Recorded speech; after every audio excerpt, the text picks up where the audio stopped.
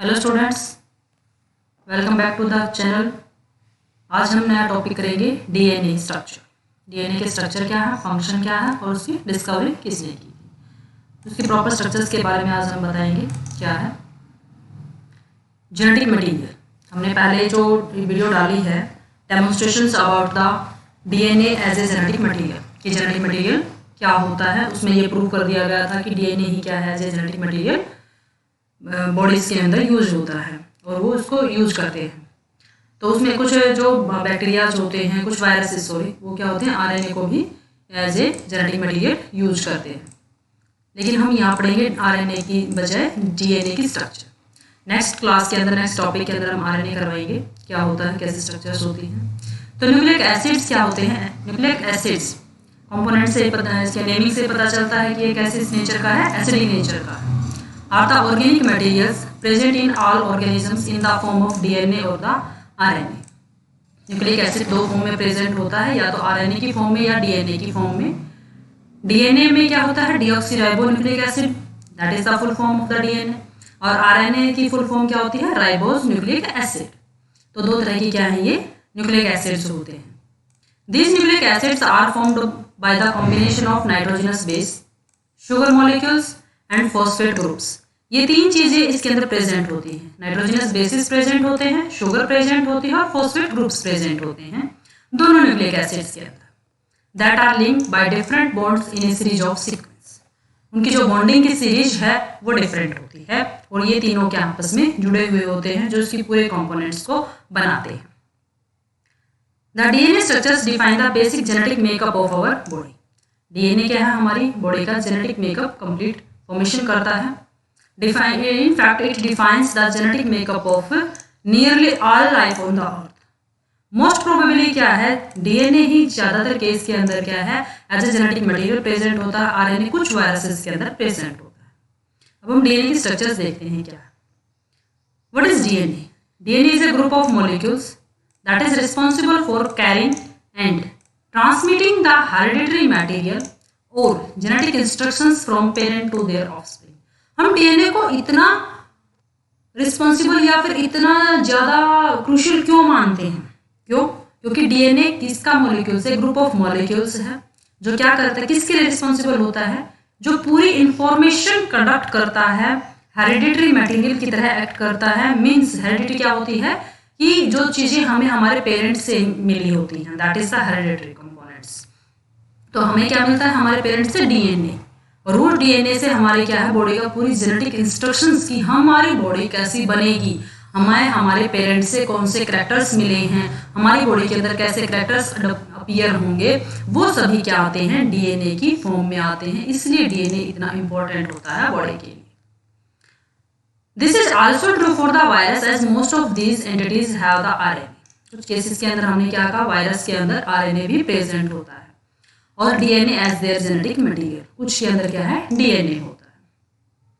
For instance some viruses may have RNA as their genetic material while other have the DNA as genetic material.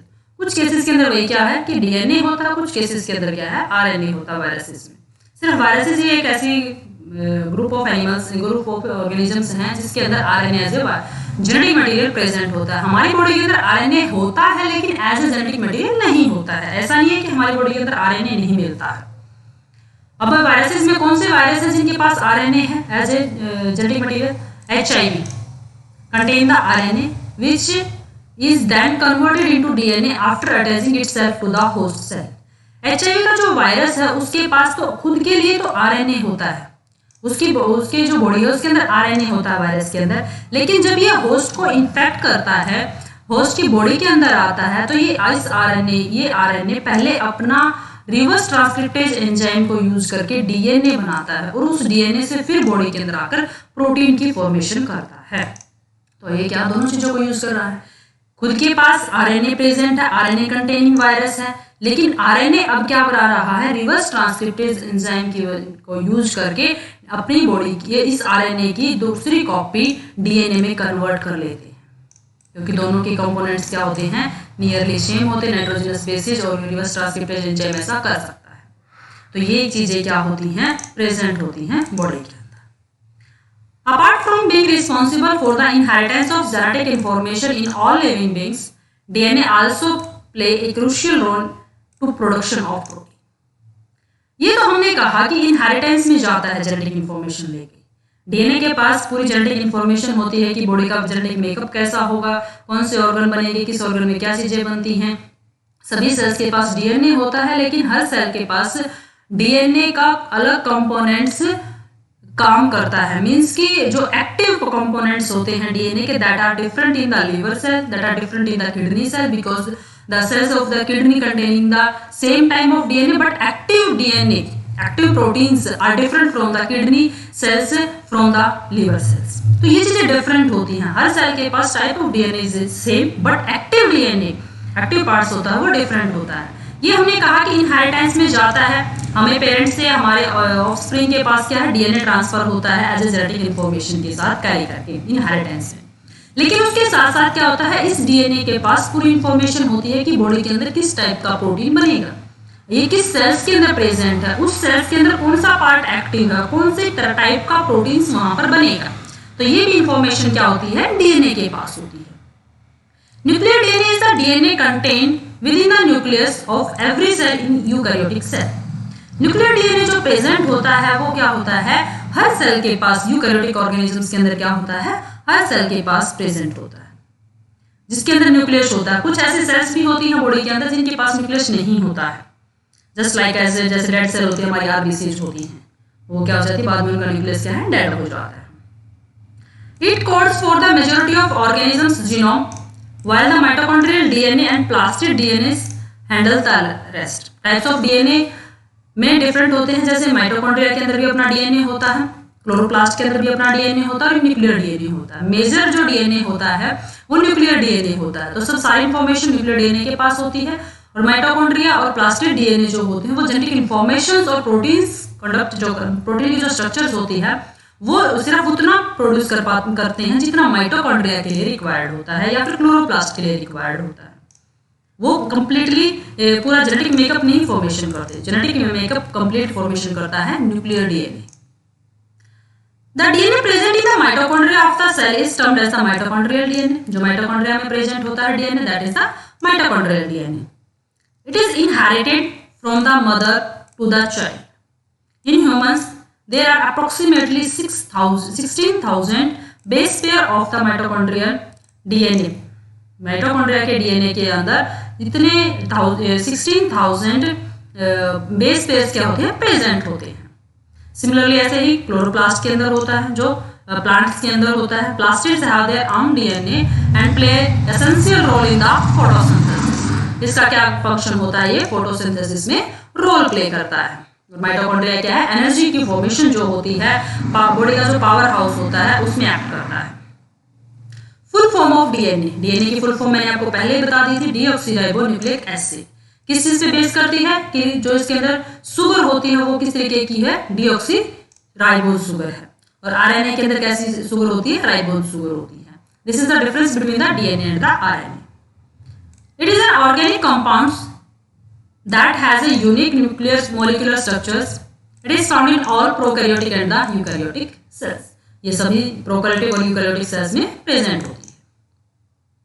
Who discovered DNA? DNA को किसने discover किया था? DNA was the first recognized and identified by the Swiss biologist Johannes Friedrich Miescher in 1869 during his research on the white blood cells. इन्होंने जो nuclear जो DNA है, ये मिसर ने डीएनए पस के अंदर से निकाला था। पस के अंदर क्या होती है, पस क्या होती है, वो लोकेशंस होती हैं जहां पर कोई वुंड होता है, उस वुंड के अंदर ये व्हाइट ब्लड सेल्स क्या होती हैं, वहां पर आके उन जर्म्स को किल करती हैं। और उसके अंदर से क्या है, न्यूक्लियर के अंदर उसको डीएनए को वहां से अलग किया था। Double helix structure of DNA molecules was later discovered through the experiments data by James Watson and Francis Crick. Watson और क्रिक मॉडल जिसको बोला जाता है, उन्होंने इसकी डबल हेलिकल स्ट्रक्चर को बाद में रिकॉग्नाइज किया था, डिस्कवर किया था कि इसकी स्ट्रक्चर कैसी होती है, डबल हेलिकल होती है। Finally, it was proved that DNA is responsible for storing the genetic information in the living organism. बाद में ये बताया गया था, कंप्लीट ये चीजें एक्सपेरिमेंटली प्रूव कर दी गई थी कि डीएनए ही क्या होता है, जेनेटिक इन्फॉर्मेशंस को कंडक्ट करने के लिए as a genetic material use किया जाता है या फिर उसको यूज होता है। ये है डीएनए की structure. DNA structure is often divided into the 4 different level, primary structure, secondary, tertiary and the quaternary. अलग अलग बेसिस हैं इसके स्ट्रक्चर्स पे कि अलग अलग लेवल पे इसको किस तरीके से पढ़ा जाता है। 3 मेन कंपोनेंट्स होते हैं, पहले बता देता, deoxyribose sugar that is the pentose sugar, 5 carbon containing sugar है। बेसिस होते हैं, 2 टाइप्स ऑफ बेसिस होते हैं, फॉर 2 पैरामीडिन एंड 2 प्यूरिन, एक फॉस्फेट ग्रुप्स होता है। तो ये तीनों चीजें मिलकर क्या बनाती हैं, पूरे डीएनए के स्ट्रक्चर्स को कंप्लीट फॉर्म करती हैं। शुगर कैसी है, पेंटोज शुगर है। 2 तरह की शुगर होती है, पेंटोज में डीऑक्सीराइबोज शुगर होती है और राइबोज शुगर होती है। डिफरेंस क्या आता है, डीऑक्सी, डी मतलब वहां पर नहीं प्रेजेंट है क्या, ऑक्सी, एक ऑक्सीजन कम होती है। यहाँ पर ये देखो राइबोज और डीऑक्सीराइबोज में यह डिफरेंस है, यहाँ एक ऑक्सीजन एक्स्ट्रा प्रेजेंट है और यहाँ पर एक ऑक्सीजन कम प्रेजेंट है, लेस है। यहाँ पर क्या है, सिर्फ एक हाइड्रोजन मॉलिक्यूल्स है, यहाँ पर क्या है, OH प्रेजेंट है क्योंकि एक ऑक्सीजन ही प्रेजेंट, इसलिए इसको राइबोज बोला जाता है। और इसमें एक ऑक्सीजन कम है तो इसको डीऑक्सीराइबोज बोला जाता है। तो डीएनए के अंदर कैसे प्रेजेंट होती है, डीऑक्सीराइबोज शुगर। फॉस्फोरिक एसिड, ये है फॉस्फोरिक एसिड जो प्रेजेंट होता है H3PO4, ये फॉर्मूला है, ये इसकी स्ट्रक्चर है, ये सिंपल कंपोनेंट्स हैं। अगर हम इसको बनाते हैं तो फॉस्फोरस की क्या है, 5 वैलेंसी होती है, 1 2 3 4 एंड 5, डबल बॉन्ड ये ऑक्सीजन के साथ कंप्लीट करता है और एक एक जो बॉन्ड होता है 1 1 बॉन्ड जो गया ये OH के साथ कंप्लीट फॉर्म करता है। तो ये इसकी स्ट्रक्चर होती है। अगर 3 डायमेंशंस की स्ट्रक्चर देखते हो तो इस तरीके से इसकी स्ट्रक्चर फॉर्मेशन होती है। ये अलग तरीके से इसमें दिखाया गया है कि अरेंजमेंट क्या है इसका, जो इसकी डायमेंशंस होती हैं उसके अकॉर्डिंग sp3 कॉन्फ़िगरेशन या फिर क्या बोलते हैं उसको, कॉन्फ़िगरेशन, उसके अकॉर्डिंग क्या है ये इस तरीके से अरेंजमेंट H3PO4 का होता है जो डीएनए के अंदर प्रेजेंट होता है। अब इसके अंदर क्या होते हैं, 2 तरीके के क्या नाइट्रोजनस बेसिस प्रेजेंट होते हैं, 2 तरीके के, one is purine, second one is the pyrimidine. Purine में क्या प्रेजेंट होता है, adenine and the guanine. Adenine की स्ट्रक्चर इस तरीके से होती है, प्यूरिन की स्ट्रक्चर 7 मेंबर कंटेनिंग रिंग्स होती हैं, 7 है यहाँ पर, सॉरी 9 मेंबर कंटेनिंग रिंग्स होती हैं प्यूरिन के अंदर। और जो पायरिमिडिन होते हैं वो 6 मेंबर कंटेनिंग रिंग्स होती हैं। इसमें देखो नाइट्रोजन कहाँ पर प्रेजेंट होता है, 1 पोजीशन के ऊपर, 3 पोजीशन के ऊपर, 7 एंड द 9, इसलिए इनको नाइट्रोजन कंटेनिंग कंपोनेंट्स भी बोला जाता है। तो ये क्या है, नाइट्रोजन यहाँ पर इसके प्यूरिन्स में कहाँ पर प्रेजेंट होती है, 1 3 7 एंड 9 के ऊपर, और जो पायरिमिडिन्स होते हैं वहां पर प्रेजेंट होती है 1 एंड 3 के ऊपर। ये लोकेशंस डिफाइन की जाती हैं कि किस तरीके से। एडेनिन और गुआनिन क्या है, प्यूरिन्स हैं, थायमाइडिन एंड द साइटोसिन क्या है इसके अंदर, पायरिमिडिन्स है। याद करने का आसान सा तरीका है, पायरिमिडिन के अंदर भी क्या है, Y है, थायमाइडिन के अंदर भी Y है और साइटोसिन के अंदर भी Y है। इन चीजों में आप फिर कंफ्यूज नहीं होंगे कि क्या प्यूरिन है क्या पायरिमिडिन्स है। AG ये प्यूरिन है, प्यूरी अगर आपको एक कोडिंग कही है तो कोई किसी को बोल रहा है AG प्यूरी लोगे क्या, और पायरिमिडिन में क्या है CT जो हम विसल को बोलते हैं ना CT, तो उसमें क्या है CT क्या है, इसको प्यारी लगती है। तो इसमें क्या आप इस तरीके से इसको याद भी कर सकते हो, purine and the pyrimidine. Structures आपको याद है इस तरीके से करनी है। ये फॉर्मेशन जैसे बेंजीन रिंग होती है, इसके पास ही क्या है ये एक अलग से क्या है इसके साथ ज्वाइंट है। तो कंप्लीट क्या है इस तरीके से स्ट्रक्चर है इसके, 1 3 7 9 कंप्लीट है। देखो यहाँ से स्टार्ट है 1 2 3 4 5 6 7 8 9, तो इसके 1 3 7 9 पोजीशन के ऊपर क्या है नाइट्रोजन प्रेजेंट होती है, और उसके क्या है 1 एंड 3 पोजीशन के ऊपर प्रेजेंट होती है। अब स्ट्रक्चर्स आते हैं, न्यूक्लियोटाइड्स क्या होते हैं और न्यूक्लियोसाइड्स क्या होते हैं।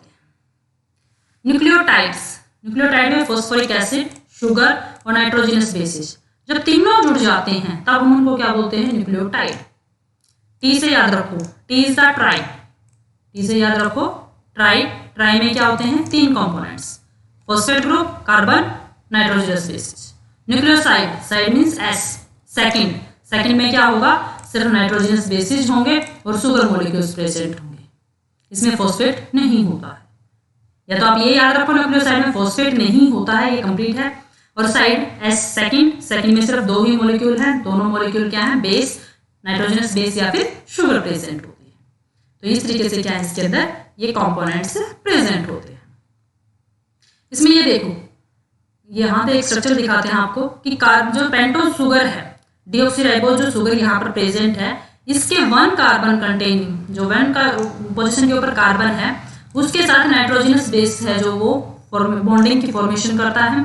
और इसका जो 5th कार्बन है, उस 5th कार्बन के साथ क्या है फॉस्फोरिक एसिड फॉर्मेशन करता है, बॉन्ड फॉर्मेशन करता है या फिर ज्वाइंट करता है। तो ये याद रखना है आपको कि पेंटोज शुगर जो है, पेंटोज शुगर के 1 कार्बन मॉलिक्यूल के साथ नाइट्रोजनस बेस ज्वाइन करता है और 5 कार्बन के साथ क्या है फॉस्फोरिक एसिड ज्वाइन करता है। तो इस तरीके से क्या है इसकी बॉन्ड फॉर्मेशन होती है। किस टाइप्स के बॉन्ड होते हैं वो आगे बताते हैं। ये देखो, bonding in the DNA, DNA में किस टाइप की बॉन्डिंग होती है। ये 5 डैश और 3 डैश, ये 3 डैश और 5 डैश, ये किस तरीके से प्रेजेंट होती हैं कि कार्बन का इसका कौन सा मॉलिक्यूल यहाँ पर प्रेजेंट, फ्री प्रेजेंट है। इसके अंदर जो पेंटोज शुगर के साथ है, यहाँ पर 5 प्राइम क्या है इसका फ्री होता है और यहाँ पर क्या है इसका 3 प्राइम फ्री होता है। यहाँ से देखो, ये जो 4 है, ये 5 के साथ ज्वाइंट है, यहाँ पर क्या हो जाता है इसका 3 प्राइम फ्री होता है। तो इनको क्या, इसलिए इसकी डायरेक्शंस लिखी जाती हैं 5 prime to the 3 prime always. ये इसकी जो डीएनए न्यूक्लियोटाइड्स के राइटिंग करने की एक फॉर्मेशन करने की एक वे होता है कि 5 प्राइम टू 3 प्राइम के आप इस सीक्वेंस को राइट डाउन करो, 5 प्राइम टू द 3 प्राइम, क्योंकि 5 प्राइम इसकी मेन डायरेक्शन इसी तरीके से होती है। इसका एंटी पैरेलल होता है दूसरी साइड में 3 प्राइम टू द 5 प्राइम। ये देखो इसके बॉन्ड, ये शुगर है, शुगर मॉलिक्यूल्स के साथ फॉस्फोरिक एसिड है, इसको हम क्या बोलते हैं फॉस्फोडाइएस्टर बॉन्ड। और क्या है कोवेलेंट फॉस्फोडाइएस्टर बॉन्ड, बहुत हार्ड मॉलिक्यूल्स के हार्ड बॉन्ड होता है, स्ट्रॉन्ग बॉन्ड होता है। तो ये कोवेलेंट बॉन्ड्स जो होते हैं, जो स्ट्रॉन्ग बॉन्ड्स होते हैं, कोवेलेंट में भी क्या है ये फॉस्फोडाइएस्टर बॉन्ड है। फॉस्फेट के साथ क्या है इसका डाइएस्टर का बॉन्डिंग फॉर्मेशन होती है विद द शुगर मॉलिक्यूल। आप कैसे याद करोगे इसमें, phosphoric acid makes phosphodiester bond with the sugar molecule. और हाइड्रोजन बॉन्ड्स क्या होते हैं, ये जो न्यूक्लियोटाइड्स होते हैं, ये नाइट्रोजनस बेसिस सॉरी, ये कंप्लीट को हम न्यूक्लियोटाइड बोलेंगे, इस अकेले को बोल रहे हैं तो ये नाइट्रोजनस बेसिस है। और नाइट्रोजनस बेसिस के आपस में कैसी बॉन्डिंग होती है, हाइड्रोजन बॉन्डिंग होती है। जैसे ए और टी के अंदर क्या होगी, डबल हाइड्रोजन बॉन्डिंग होगी। सी और जी के अंदर काउंट करो, जैसे 1, 2 और 3, इसके अंदर क्या होगी ट्रिपल बॉन्डिंग होती है। ये याद रखो, ट्रिपल हाइड्रोजन बॉन्डिंग प्रेजेंट होती है इनके अंदर।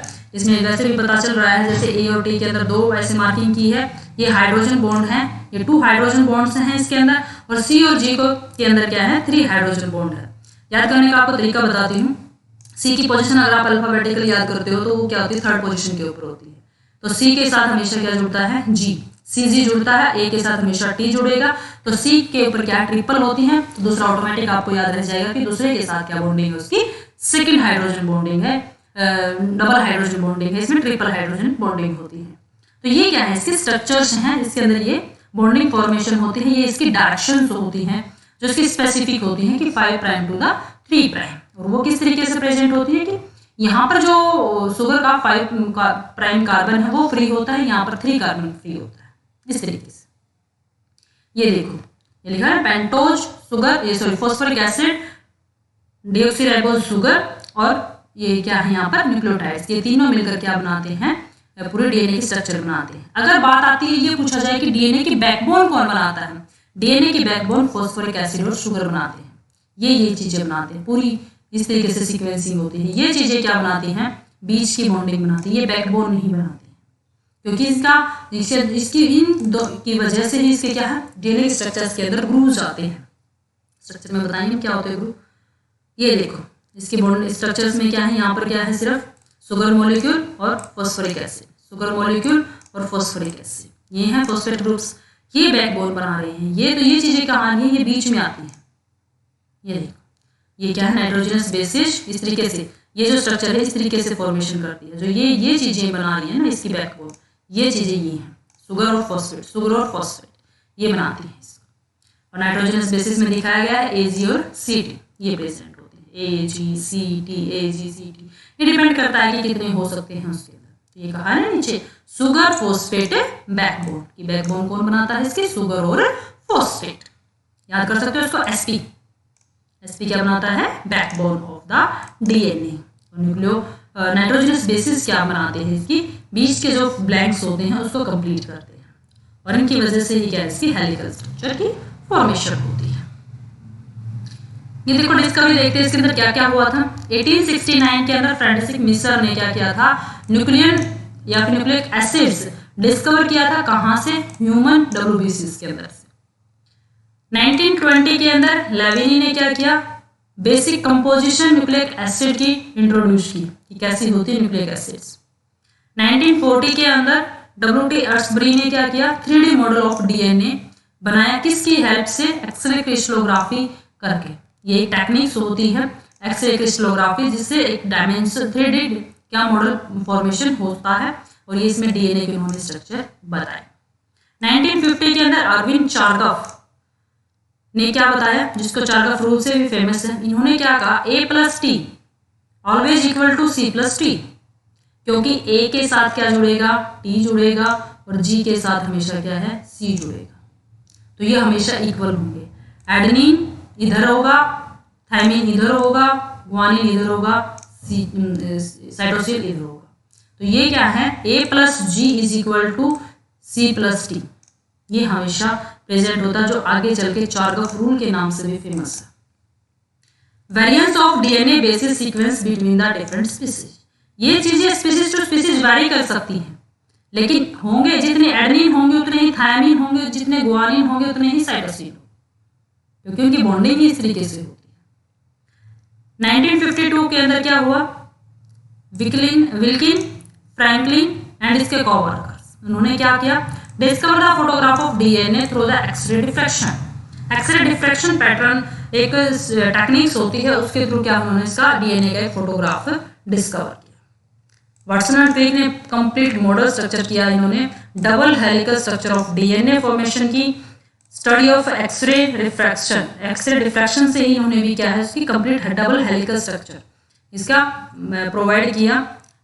Double X-ray diffraction photograph given by the Wilkin and Franklin, जो इन्होंने एक्सरे क्रिस्टलोग्राफी के बाद एक्सरे डिफ्रैक्शन के बाद जो इन्होंने फोटोग्राफ बताया था, उसके अंदर डबल हेलिकल स्ट्रक्चर कंप्लीट इन्होंने वाटसन एंड क्रिक ने इसको प्रोवाइड करवाया, उसकी डिस्कवरी की। ये सारा सब कुछ डीएनए के लिए हुआ, डीएनए के ऊपर इतनी सारा डिस्कवरी हो चुकी है, और किस किसने की है वो आपको विद टाइम से आपको बता दी गई। ये देखो स्ट्रक्चर, ये होती है डबल हेलिकल, एक इस तरीके से हेलिकल बना हुआ है, एक इस साइड से हेलिकल बना हुआ है, इसको हम बोलते हैं double helical structure. Structure of DNA by the Watson and Crick, Watson and Crick ने क्या दिया, ये डीएनए की पूरी स्ट्रक्चर प्रोवाइड की।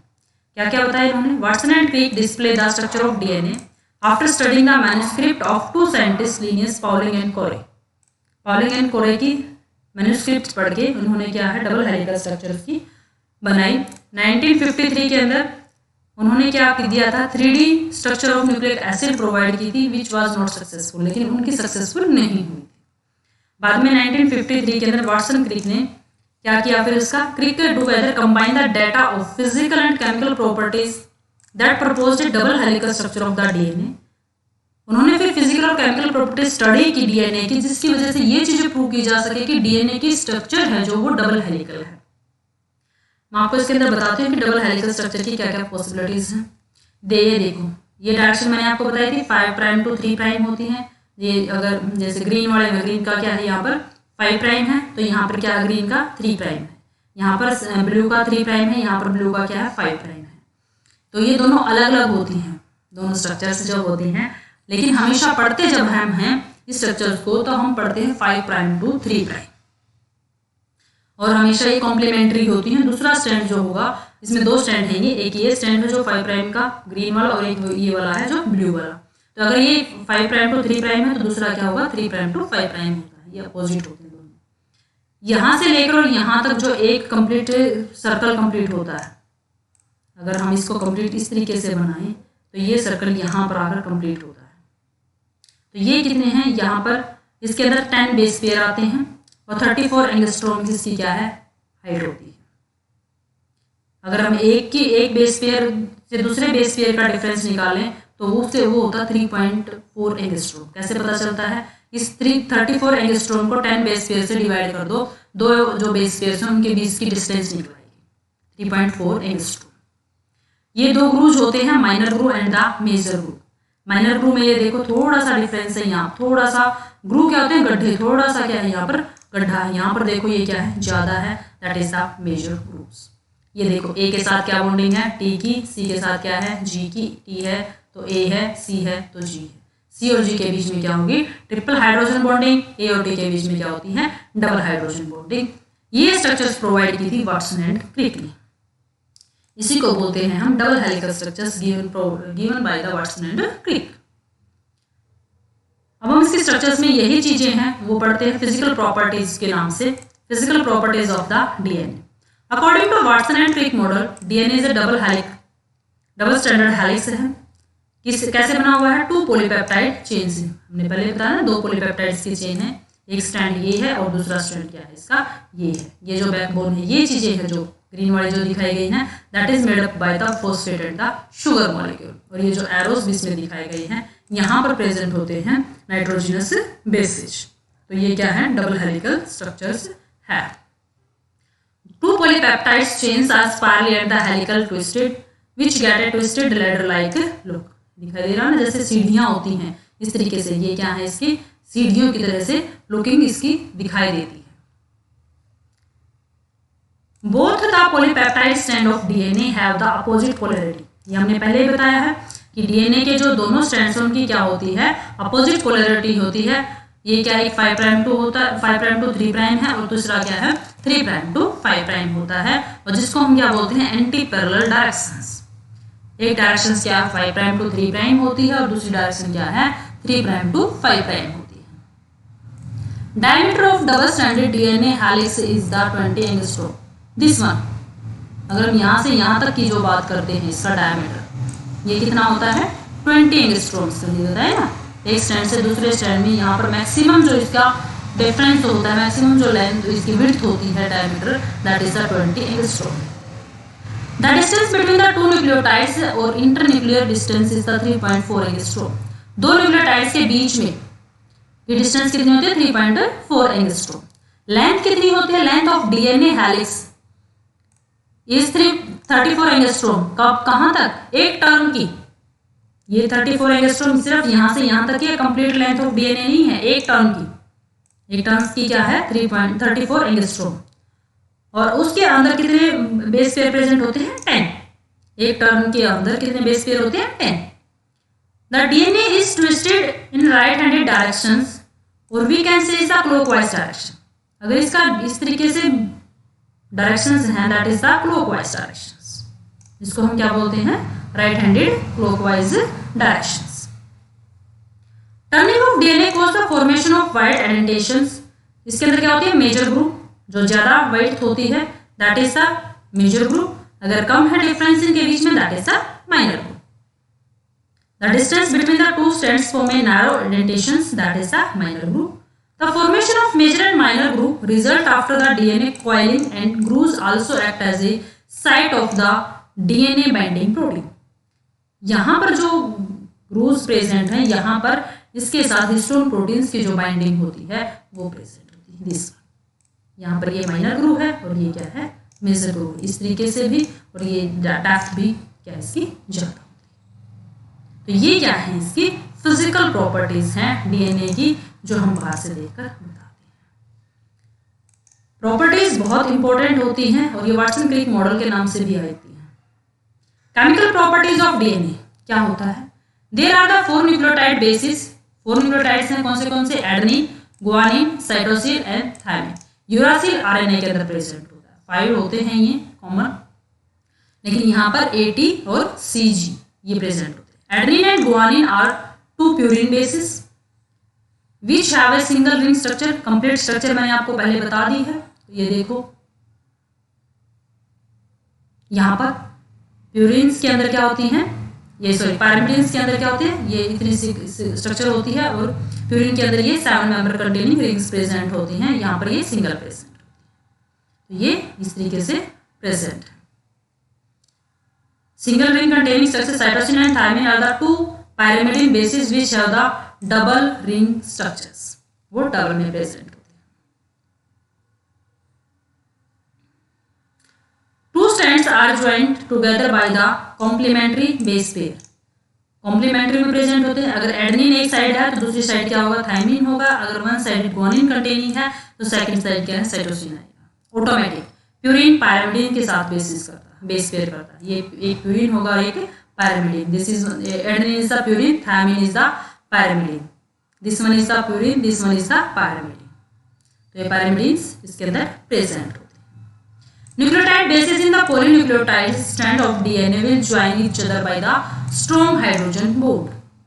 ये क्या है, दोनों प्यूरिन और पायरिमिडीन आपस में जब बॉन्ड फॉर्मेशन करते हैं, ये मैंने पहले बता दिया आपको, वो क्या होता है, स्ट्रॉन्ग हाइड्रोजन बॉन्ड प्रेजेंट होता है। Adenine complementary pair with the thymine, 2 hydrogen bond होते हैं, लेकिन साइटोसिन और गुआनिन के बीच में क्या होता है, 3 हाइड्रोजन बॉन्ड होते हैं। तो ये क्या है, इसकी केमिकल प्रॉपर्टीज ऑफ डीएनए होती है। Nucleotides base composition of DNA follows the Chargaff rule. Chargaff ने क्या रूल दिया था, A + T = C + T। हमेशा, क्योंकि A की बॉन्डिंग के लिए इसको T चाहिएगा, T के लिए इसको G के लिए C चाहिएगा। तो जितने G होंगे उतने C प्रेजेंट होंगे, जितने A होंगे उतने ही T प्रेजेंट होंगे। तो एक साइड क्या है, A है, एक साइड G है, दूसरी साइड क्या है, T और C इक्वल होता है। ये चार्गाफ रूल है। But the base composition of A + T, लेकिन ऐसा नहीं है कि A और T, A + T = C + G, ऐसा नहीं होगा। That is different from one species to the another species. A T के बराबर मिलेंगे, लेकिन A और T का टोटल C और G के टोटल के बराबर नहीं होगा कभी भी। Polynucleotide strand of DNA consist of the 3 major components. Nitrogenous bases present होते हैं, डीऑक्सीराइबोज शुगर प्रेजेंट होती है और फॉस्फेट ग्रुप प्रेजेंट होते हैं। ये तीनों मिलकर क्या है, पॉलीन्यूक्लियोटाइड्स बनाते हैं। Backbone of the DNA consist of the sugar phosphate backbone. Backbone कौन बनाता है, शुगर और phosphate. Sugar phosphate backbone hold both the polynucleotide strand of DNA by the phosphodiester bond. Sugar और फॉस्फेट के बीच में जो बॉन्डिंग होती है, that is the phosphodiester bonds. Therefore, the bonding between the sugar and phosphate, that is the phosphodiester bond, and the bonding between the nitrogenous base, that is the hydrogen bond, contribute to the DNA stability. अब types of जो bonding है DNA के अंदर वो हमें याद रहनी है। किस टाइप्स के बॉन्डिंग होते हैं, फॉस्फोडाइस्टर बॉन्ड और the hydrogen bond. Phosphodiester bond sugar और फॉस्फेट के बीच में होता है। हाइड्रोजन बॉन्ड्स क्या है, दोनों न्यूक्लियोटाइड्स के जो है, नाइट्रोजनस बेसिस जो है, उनके बीच में प्रेजेंट होता है। वर्डिंग्स डिफरेंट है। न्यूक्लियोटाइड अगर हम बात कर रहे हैं तो उसमें हमने शुगर, फॉस्फेट और जो नाइट्रोजनस बेस है, तीनों की बात की। अगर नाइट्रोजनस बेस की बात करते हैं तो सिर्फ इनकी बात होती है, इन 4 की। तो ये वर्डिंग्स आपके लिए मायने रखती हैं कि आप नाइट्रोजनस बेसिस लिख रहे हो या न्यूक्लियोटाइड लिख रहे हो। अब टाइप्स ऑफ डीएनए किस टाइप्स के होते हैं, 3 टाइप्स के डीएनए मेजोरिटी में पढ़े जाते हैं, A टाइप, B टाइप और Z टाइप। जो हमने डीएनए पढ़ा है that is the B type DNA. A type और Z टाइप डीएनए क्या है, थोड़ा सा डिफरेंट होता है। A टाइप डीएनए भी क्या है, right handed double helix structures होती है to form the B DNA. Dehydrated DNA take an A form that protect DNA during the extreme conditions such as the desiccation. जब DNA को desiccated conditions के अंदर या फिर एक्सट्रीम वाटर लॉस के अंदर रखा जाता है तो वो A के अंदर चेंज हो जाता है। Protein binding also remove the solvent from DNA and DNA takes a form. Protein binding जो मॉलिक्यूल्स उसके अंदर होते हैं वो रिमूव हो जाते हैं और वो A फॉर्मेशन कर लेता है। मीन्स क्या, A B है जो वो A भी चेंज कर सकता है। B स्ट्रक्चर क्या ऐसी होती है, this is the most common DNA conformation and it is the right handed structure. ये भी राइट हैंडेड हेलिक्स है। मेजॉरिटी ऑफ डीएनए जो हम पढ़ते हैं ज्यादातर वो क्या है, B टाइप का होता है। Z डीएनए लेफ्ट हैंडेड होता है, लेफ्ट हैंडेड हेलिक्स होती है इसके अंदर, where the double helix wind to left in zigzag pattern. Zigzag pattern होता है इसके अंदर। ये देखो यहाँ पर, ये देखो Z जो होता है, कोई पॉसिबिलिटी नहीं किस तरीके से आया है। ये किसने दिया था, it was discovered by the Andrew Wang and the Alexander Rich. इन्होंने इसको प्रोवाइड किया था। It is found ahead to the start site of a gene and has it is believed to play a role in the gene regulation. Present क्यों होता है, present ये gene के processing को रेगुलेट करने के लिए क्या है, Z टाइप ऑफ डीएनए अपना रोल प्ले करता है। कॉमन देखते हैं हम इसके अंदर, डिफरेंसेस देखते हैं एक दूसरे के कंपैरिजन वाले। बी टाइप क्या है, राइट हैंडेड होता है, ए टाइप भी राइट हैंडेड होता है, लेकिन जेड क्या है, लेफ्ट हैंडेड होता है। मेजर ग्रूव्स दोनों में प्रेजेंट होते हैं, लेकिन जेड के अंदर क्या है, एब्सेंट होता है। ये देख, इसके अंदर भी प्रेजेंट है, लेकिन यहाँ कोई पता ही नहीं चल रहा कि कहाँ मेजर है कहाँ माइनर है। बेस पेयर पर हेलिकल टर्न, एक हेलिकल टर्न यहाँ से लेकर, अगर हम यहाँ से यहाँ तक की बात करते हैं तो हमने बी डीएनए के अंदर पढ़ा था, तो कितने थे उसके अंदर, 10 बेस पेयर। अगर हम टोटल काउंट करते हैं तो 10 बेस पेयर काउंट करते हैं। बी के अंदर, ए के अंदर 11 होते हैं और जेड के अंदर 12 होते हैं। ग्लाइकोसाइल बॉन्ड फॉर्मेशन कन्फर्मेशन, एक ग्लाइकोसाइल बॉन्ड फॉर्मेशन होती है शुगर के साथ, शुगर मॉलिक्यूल्स के साथ, उसकी कन्फर्मेशंस होती हैं। कन्फर्मेशन में 2 कन्फर्मेशन होते हैं, एक सिन कन्फर्मेशन होती है, एक एंटी कन्फर्मेशन होती है। वो जो नाइट्रोजनस बेसिस होते हैं वो उसके साथ डिफाइन की जाती है, कैसे अरेंजमेंट उनका, सिन प्रेजेंट है या एंटी प्रेजेंट है। केमिस्ट्री में सिन और एंटी पढ़ाया जाता है, और वहाँ से आपको अच्छे से कंफर्म हो जाएगा क्या सिन होते हैं क्या एंटी होते हैं।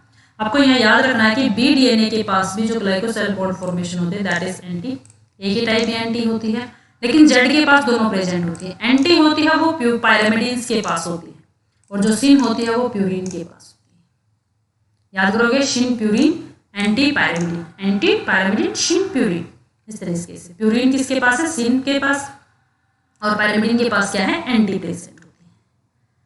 हेलिक्स बेस पेयर पर helix rise base pair, 2 base pair के बीच में डिफरेंस कितना होता है, कितनी हाइट होती है, 3.4 एंगस्ट्रॉम, और ए के अंदर क्या होती है 2.6 एंगस्ट्रॉम। जेड के पास क्या होती है 3.67 एंगस्ट्रॉम।